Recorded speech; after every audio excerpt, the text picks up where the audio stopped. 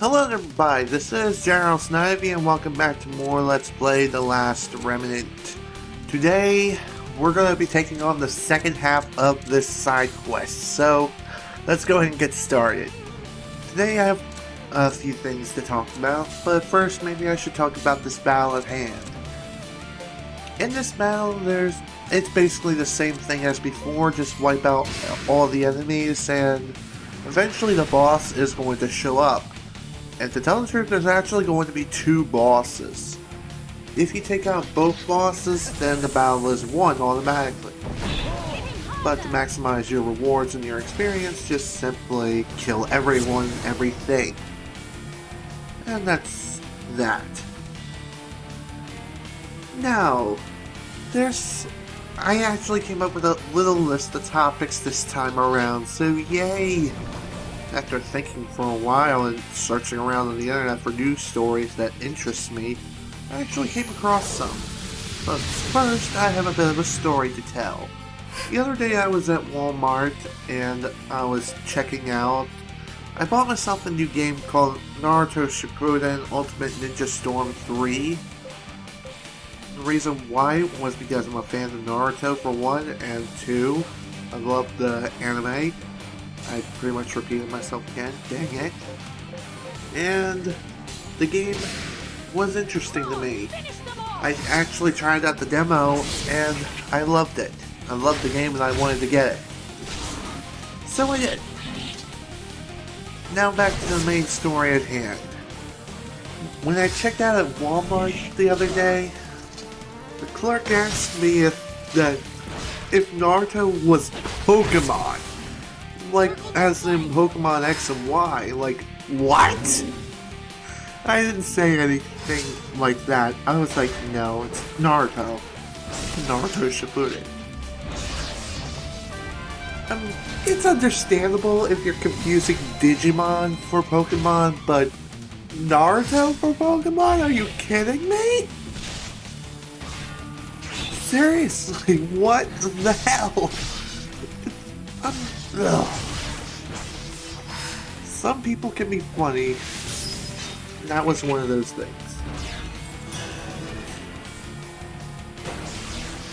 So I want to hear from all of you. If you have done any sort of shopping for yourself or getting a family member a game or something, have you ever ran into a situation when the clerk confuses the game franchise for another? Like, say, for example, they confuse Mario for Sonic the Hedgehog? That'd be interesting to hear. Let me know in the comments section below. So the next thing I can talk about is I ran across an article on Yahoo basically stating that Wendy's is the best fast food chain of 2013. And it's pretty much the best fast food chain of the year. The reasons why it was given this reward was due to the renovations that many of the restaurants received and also more natural foods, like using non-frozen products and using more natural stuff. I do like Wendy's. It is a pretty good place to eat. It's a nice fast food chain. I like the atmosphere. It looks pretty nice. I'm not saying it's the best place in the world. It ain't no McDonald's or Burger King, but hey, that's just me.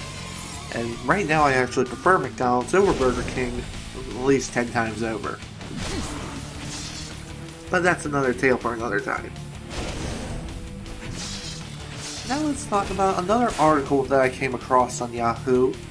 And this article is basically telling you what not to feed your cats. And there are several things that you should not feed your cats, and for good reason. Those things are raw fish, onions and cheese, uncooked eggs, bones, fat trimmings, caffeinated drinks, and milk. And caffeinated drinks being like sodas like Coke and Mountain Dew. Why would you give your cat Mountain Dew? You're trying to make it bounce off the freaking walls or something? That's just insane. But seriously though, that's not good for your cat. Milk is pretty surprising too, not to feed your cat. From what I've read as far as reasoning is concerned, I've learned that cats are partially lactose intolerant. And they become this way as they get older and become adults, or whatever. So yeah, that's pretty interesting in my personal opinion. You share your thoughts in the comment section below, love to hear them. Now for the last topic I have in this video, it's only been about 6 minutes out of 24. Oh dear. I've already gone through pretty much my entire list of topics. So much for being able to milk it.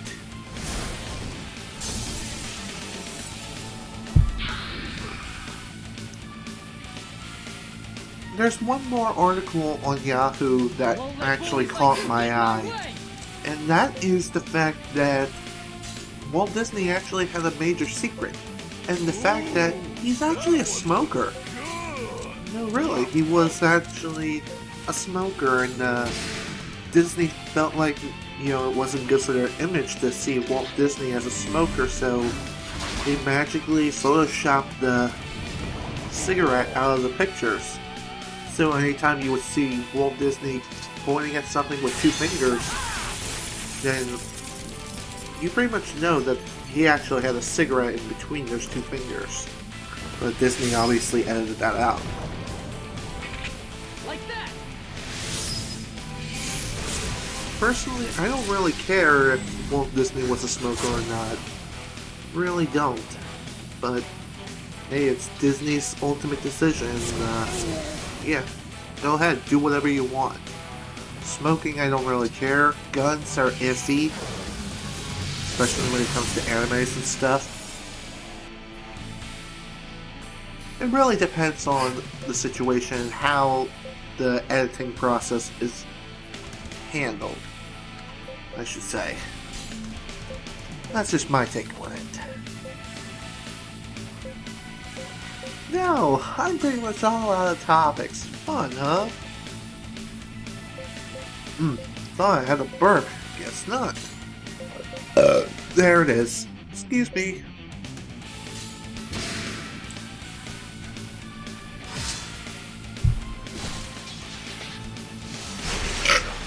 Excuse me again.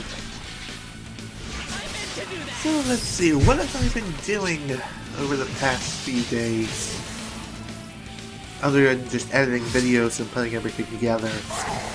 Making videos has always been an exciting endeavor for me. I always look forward to each recording session, I really do. And my voice cracking. Great. Now it's time for more reinforcements to show up out of nowhere. This time we got more of those dudes that love to cast spells out of nowhere and just ruin your day. More killer insects and frogs. Because frogs, who doesn't love a frog?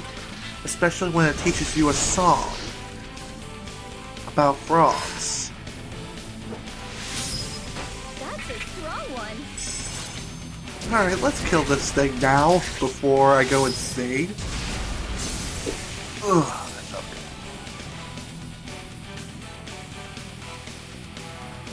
Well, one thing I have been doing after I finished the previous recording session, I went out and did a little bit of training with my crew. And I've been trying to teach them some new arts and some arcane arts too. And yeah, so far so good. I did manage to teach one person Blackout, and that person is Loki. So yeah, Loki can now use Blackout, which is freaking awesome. However, I still have to teach that to Rush. And unfortunately, Rush has not learned any of the required moves in order to learn Blackout, which sucks. I mean, he still has Spark 5 and Mystic Missile 5 or something like that. And he doesn't have any of the other moves, but he has been working on hexes and other things. Which is nice, because there is one move within that particular category I'm really aiming to get, especially for a certain future side quest, which will make things a ton easier. And Rush isn't the only one who has to learn the move either. I have to teach it to many other people too, who are going to eventually fight this thing. And yeah, it's gonna be another fighting side quest, but it is, in my opinion, it's probably the most difficult side quest in the game. And you want to know what it is? I'll tell you later when we get to it. But for those of you who are veterans of this game, you know exactly what I'm talking about. At least I hope you do. Oh my. Excuse me. Again. Yeah, I kind of burped and then ended up puking a little bit in my mouth. It's so disgusting. Why did I say that? Because I really don't have much else to say.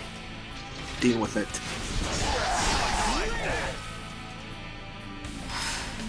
Alright, let's go ahead and talk about my strategy that I've been using for this battle.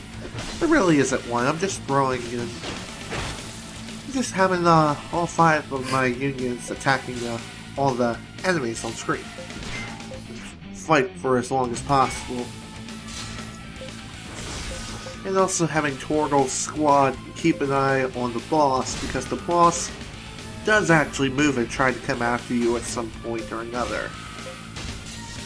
Just to keep him busy and, yeah, make things easier. But the frogs and stuff, oh man, they just simply will not go down. And the reason is because they probably... No, they have high HP due to the fact that the killer beetle is there. Also the frogs could have something to do with it too. Not really sure, but hey, that's the way it works, I suppose. Certain enemies can actually work together and party on like a boss.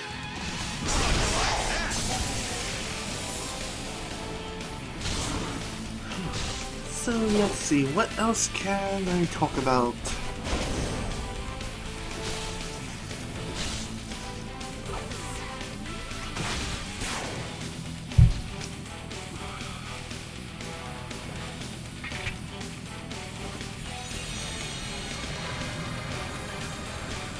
I guess I'll go ahead and rate the difficulty as far as this battle is concerned. Battle I'm going to say is around the 3.5 to 5 out of 5 star. As far bleh. Let me try that again. When I rate this battle as far as difficulty is concerned, I rate this battle 3.5 stars out of 5 as far as difficulty.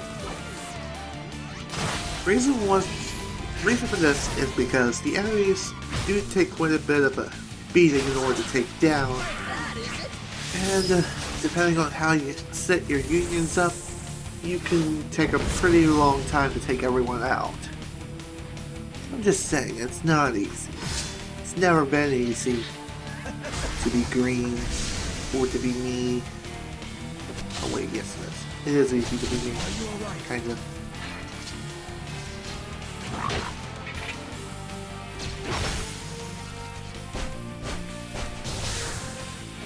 Now let's see, what else is there to talk about? I can't believe I'm all out of topics again. I'm only 14 minutes in. This is lame. It's so unfair. It really sucks. It really does. And why am I complaining? Because I like to complain. When you don't really have much to say, you can always resort to complaining, because complaining always works. Not.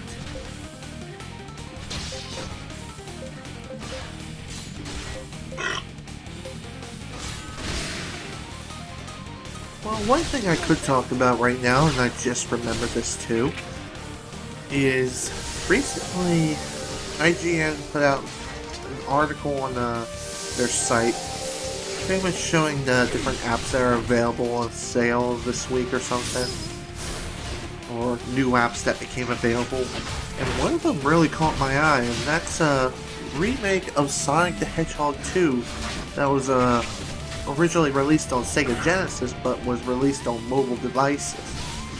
However, this one is a little bit different, due to the fact that it was redone by the same team that made the first Sonic the Hedgehog and Sonic CD.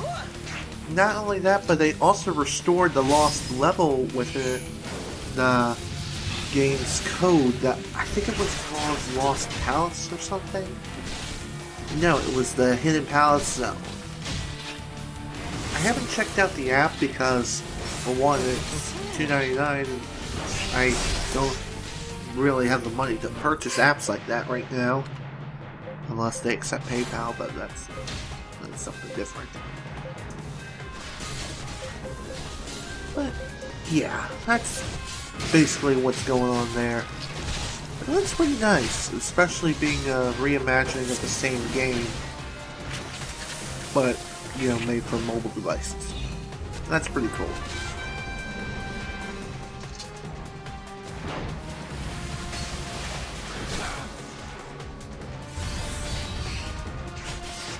So, what else is there to say within this battle? It's kind of a stalemate. We're dealing a little bit of damage each and every turn, and that's what matters. As long as we're staying alive. Again, that's what matters most. I hate it when I repeat myself. Unfortunately, it happens quite often, and it's quite annoying.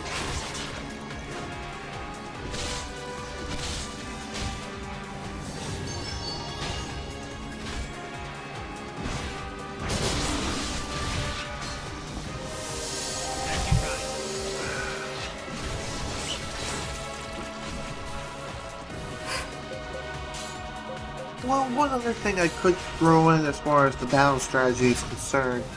Once one of your 5 unions finish off one of the other opposing unions, as long as they're not getting flanked attacked every time, you can send them towards one of the other unions who are working on taking out the other enemies and have them help out. Especially for certain unions who actually are struggling for dear life. Trying to fight these things again and again, and just not really getting much anywhere within the entire turn. In this case, it was Rush's team. They were having the most difficulty. Why? I'm not too sure. Probably due to the fact that their attack power isn't that high. Again, dividing your unions up, really, it's good. It has its own advantages, but it also has its own fair share of disadvantages too. Meaning you can't deal as much damage as you could having like 5 as opposed to 3. So yeah, strength in numbers, it's good. It can also be bad too.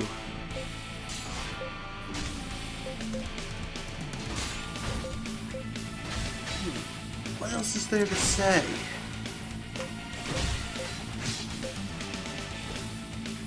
Well, recently I have been experimenting with something else, and that is playing my Xbox 360 on my computer monitor. Well, the only unfortunate side effect of that is that I get no sound out of the console or the monitor itself because it doesn't have speakers. But if I hook up my Turtle Beach headset, I can actually get sound from the console, so yeah. The sound comes through to the headset. I even tried turning on my speakers that are connected to my computer, but no, that doesn't work. And the only unfortunate thing is that my computer monitor only has one HDMI port. And that stinks. But hey, can't really be helped. It's a good monitor, don't get me wrong. It's only about 2 inches smaller than my television screen.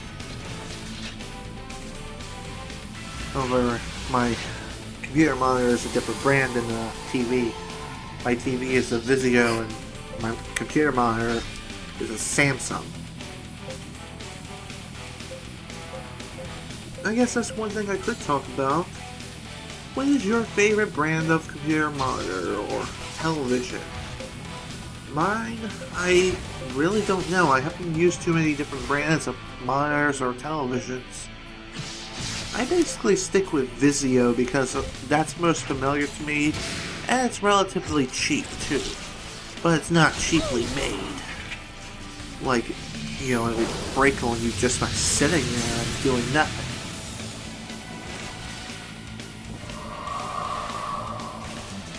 I'm just saying, I like Vizio. Samsung is also a pretty good brand. They're pretty well known. And I haven't had any problems with my computer monitor as of yet. Sure, the little touch controls as far as turning on and off the monitor is concerned and navigating through the menus is a little sensitive for my take. You know, for my taste, but hey, that's just me. I like the monitor, it does its job. And I definitely like the fact that I can use like a little HDMI to DV converter and an HDMI cable to hook up my monitor to my graphics card. Really good. I like it. And it's a 1080p monitor too, so that makes things even better. So, question of the day, number 3. What's your favorite brand of televisions or computer monitors? Sound off in the comment section below, and I would also love to hear why. So now the side quest has finally come to an end, the battles are done, and we can be on our merry way. So with the side quest complete, like I previously stated, oh dear. Excuse me. Point is this. Paris and Charlotte can do something to prevent this war from actually breaking out. And that is to convince their parents to say, hey, I love so-and-so. And I believe this will make a lot of people happy on both sides. And make it so, you know, we don't have to go to war with one another. And keep things peaceful. At least that's what I've gotten out of what they were saying, as far as the side quest is concerned. So with that, we're pretty much done here. Charlotte says her thanks, and we get some gold ore, 8,000 gold, and Paris is now recruitable in Balterossa. So that's good to know. Paris is actually a very valuable unit, and I definitely added him to my squad and is one of the... He's a very valuable ally. Enough said. He's got some really good abilities, good HP, and he'll only get stronger from there. So with that, we're pretty much done. And we still got around a minute left. Sure, hi, how you doing?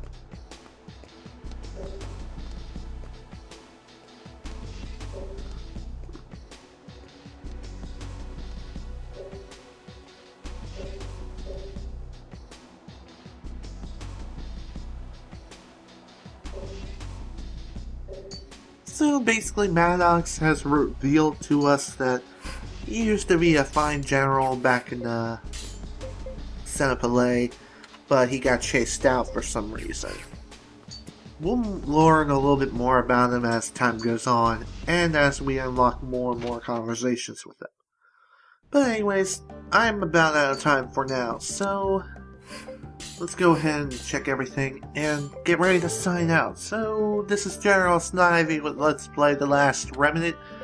Thank you guys so much for watching, and if you enjoyed this video, please remember to leave a like.